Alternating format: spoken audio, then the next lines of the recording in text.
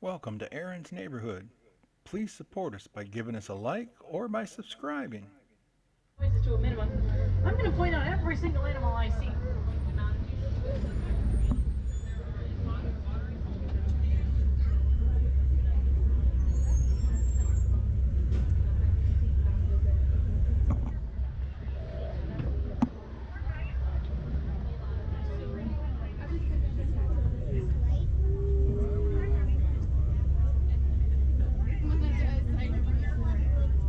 All right.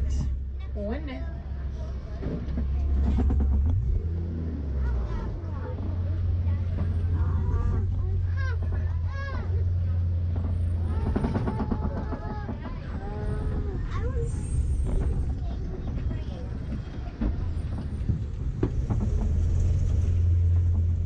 It looks like there's an okapi over there on the right.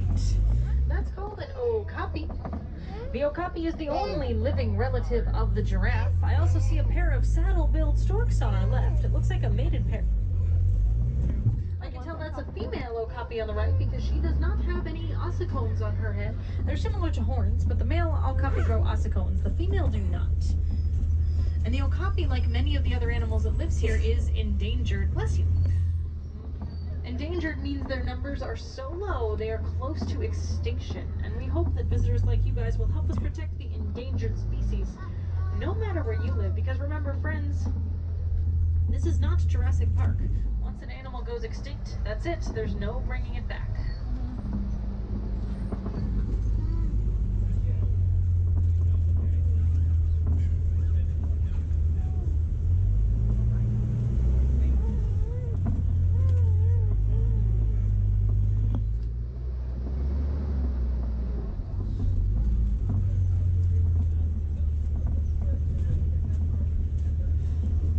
These forest animals like the okapi are very well camouflaged. The stripes on her legs help simulate the sunlight filtering through the trees, help them move around very, very quietly. Looks like there's a black rhinoceros on our left. I think that's a male. Today, all 5 species of rhinoceros are critically endangered due to illegal poaching of their horns. Some cultures in Asia seem to believe rhino horns can be used as medicine, but that's not true. That's a myth. A group of rhinos is called a crash. I also see some bongos on our left. We call them the ghost of the forest. Their spiral horns help them move through the trees very, very quietly. Now, just like the okapi and the rhinos, the bongos are also endangered. Most of that is due to loss of habitat. They're losing the forest and the trees in which they call home. But don't you worry, guys, you can help them out no matter where you live, just by using a little bit less paper. For example, maybe the next time you go to get a cup of coffee, you could use a reusable coffee cup instead of a paper cup. I do see a Nile hippopotamus up ahead on the right. They normally spend most of their time in the water. They can hold their breath about 8 minutes at a time. I think this is also a male. See that? Look right there.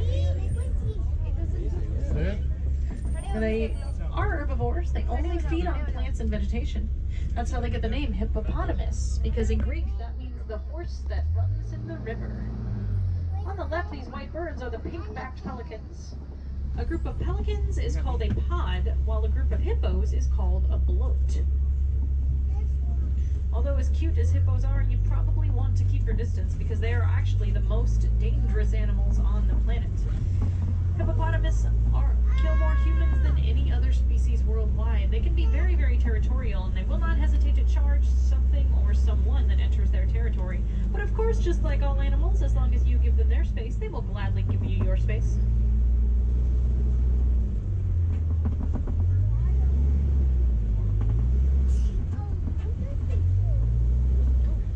Speaking of cute animals, we have another one coming up on the left.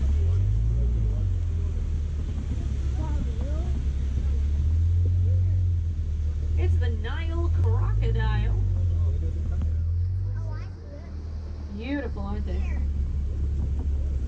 Looks like there's only a couple of them in there, hanging out.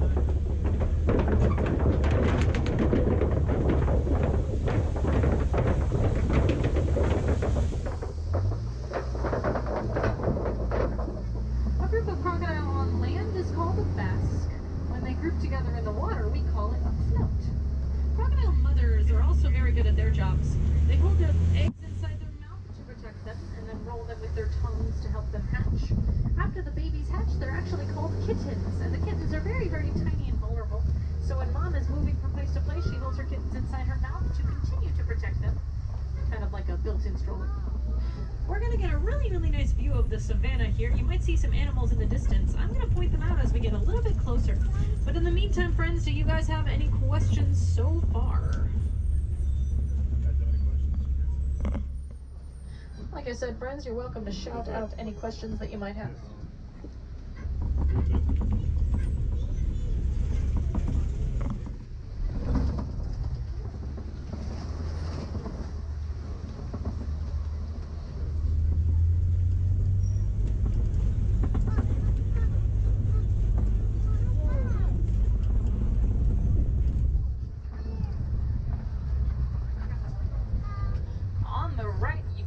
Them with their beautiful horns is my personal favorite animal, the Ankoli cattle.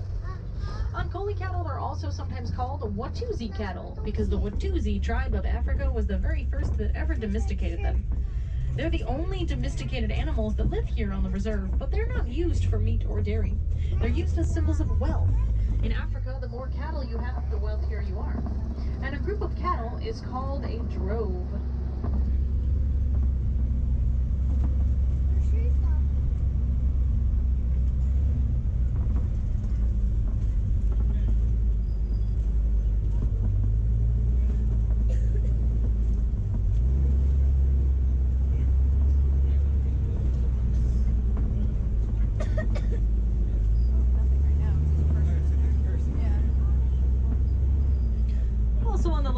Sable antelope. Sable antelope typically live in a herd of all females led by one alpha male and one alpha female. Where's the pamphlet? Now, sable antelope are actually the official symbols of the Harambe Wildlife Reserve. And we chose them as our symbol because unlike other antelope, they don't run away from their predators. They actually fight them off with their powerful horns. And just like we hold our ground to protect the animals, the sable antelope hold their ground to protect the herd.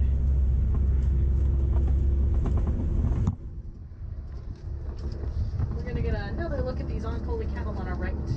Their horns can grow about 6 feet long tip to tip, but they are relatively hollow. They're not quite as heavy as they look. And the hollow shape of their horns actually helps the cattle keep nice and cool in the hot sun. So there are dozens and dozens of tiny little blood vessels inside those very large horns. The blood will go up into their horns and cool off, and then that cooled blood will rush back into their body to keep them from overheating. Looks like the one closest to us is a female. So it's kind of like built-in air conditioning. Now they're also actually an important part of recent United States history. After the unfortunate terrorist attacks of September 11, 2001, as a sign of condolence, the Maasai tribe of Africa gave the United States government 14 Ankoli cattle, which is probably the greatest gift that they can give. Now, of course, the United States government did want to thank them for that wonderful gift, so those cattle still live to this day in the Central Park Zoo in Manhattan. And as a thank you, they gave 14 students of the Maasai tribe scholarships to study at United States universities. It's funny how animals can bring people together. On the right, they're kind of in the distance, there's a herd of white-bearded wildebeest out there. We also sometimes call them the Gnu. That's spelled G-N-U. The word wildebeest means wild beast in Afrikaans. Now, it is pretty hot today, so I certainly hope you guys are drinking water and hydrating, but the wildebeest, they don't really need to think about it. They can go for about 5 days without water.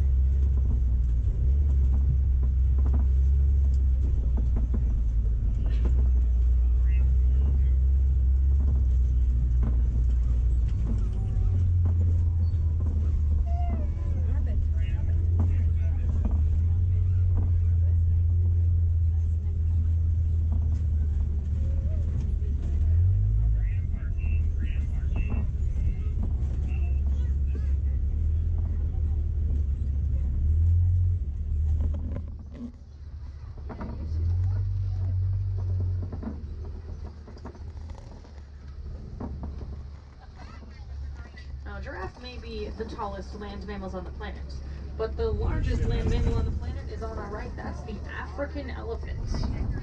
This way, this way. African elephants are the largest land mammals on the planet. They can grow about 13,000 You guys pounds. see it? Let's make sure we all stay seated for me, friends. Asante Sana. I can recognize her. That is actually a female elephant. African elephants are a matriarchal society. That means that the females, usually the oldest female, will run the herd. So sometimes the males will leave the herd and be a little more solitary. She probably has a friend hanging around here somewhere. Might be hiding behind the bushes though. A group of elephants is called a memory. Oh, there he is. I recognize him as well. That's actually her son. That's a mother and her son. And even though he's all grown up, he is kind of a mama's boy, so he likes to hang out with mom.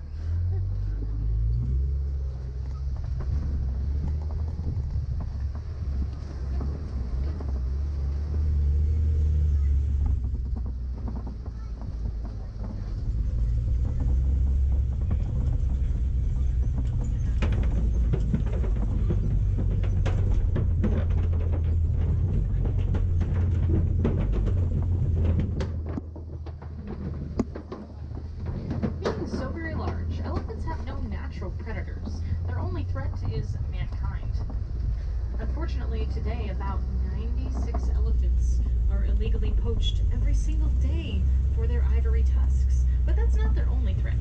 Elephants, as well as endangered lowland mountain gorillas, are also heavily threatened by the production of cell phones, tablets, laptops, and other electronics. A lot of that stuff is made with a mineral called coltan that's found in their territory.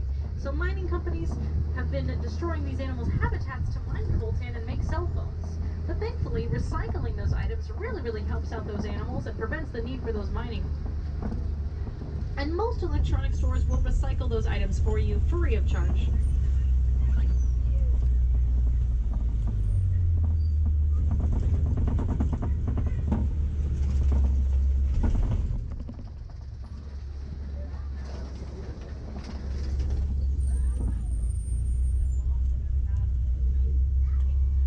We're just waiting on just a bit of traffic up ahead.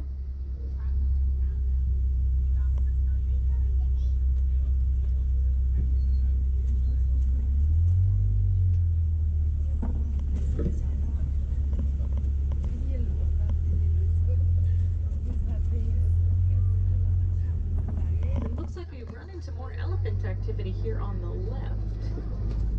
I actually think this might be a male because he seems to be on his own.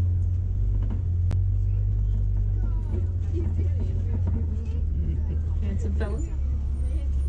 Now you also notice that a lot of the elephants have dirt and mud on their backs.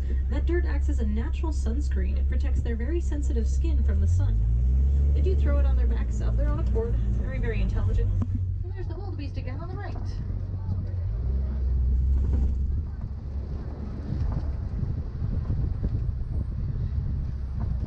And this tree on our left, I think we've seen a couple other trees like that on the savannah.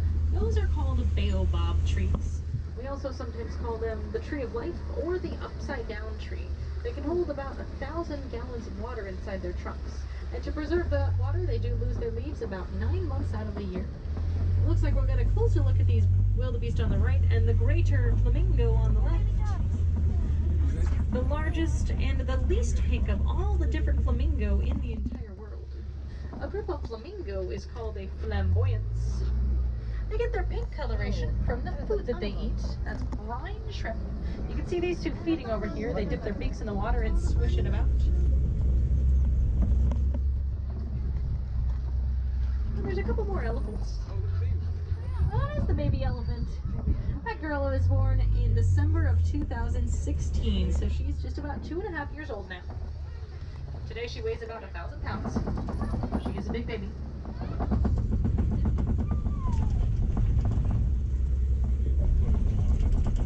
Coming up on our left, there's some antelope over here. These antelope are called the bontebok. The bontebok, which I think is kind of fun to say. Bontebok.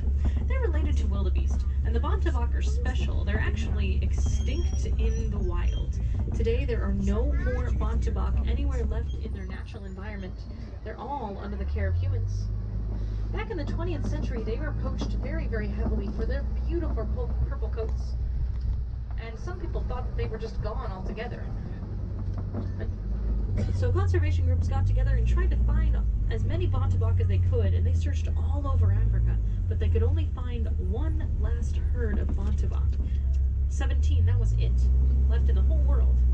Thankfully, they were able to take that herd under their care, and hopefully for future generations their numbers will continue to increase. Beautiful Bontebok. It looks like those are both males. It's hard to tell with these guys.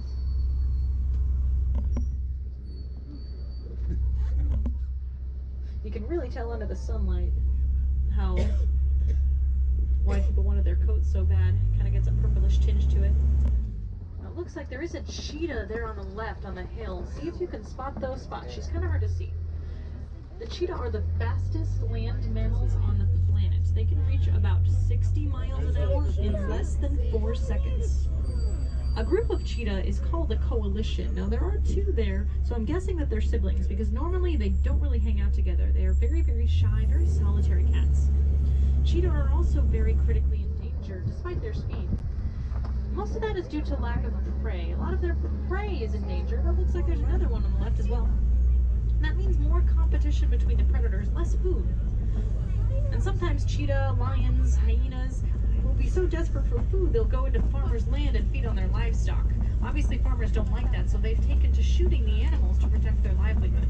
But thankfully, the Disney Worldwide Conservation Fund has partnered with Dogs Saving Cats, and that's a program that trains domesticated guard dogs to protect the farmers' land and keep the predators away in a more humane manner.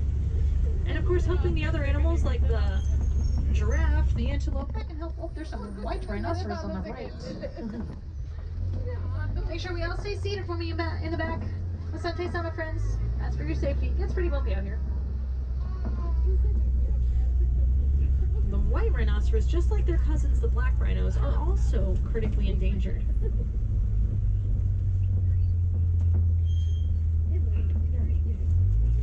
I did mention their horns are made of the same stuff as your hair and fingernails. That's called keratin. So I don't know why some cultures in Asia seem to believe that rhino horns can be used as medicine. It doesn't really do anything for us. A group of rhinos is called the crash. Looks like there's a lion over here on the left, just lying around. They are the only social hunters of the big cat family. Lions live together in a group called a thrive that's made up of one male and 2 or more females usually. They do sleep 20 hours a day. And it's actually the females, the lionesses, who do the hunting, while the males will stay behind and watch the cubs. So sort of like the crocodiles are the super moms, the lions are the super dads.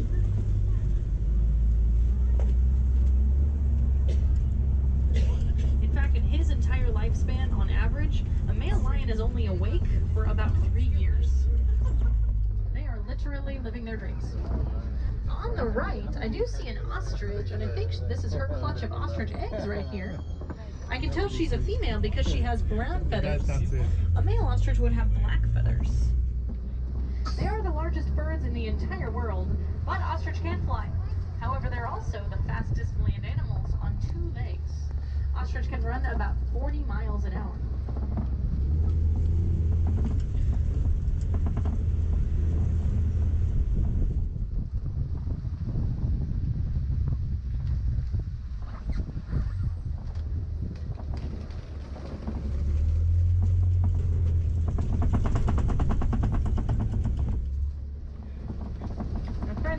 Just about to exit the Harambe Wildlife Reserve.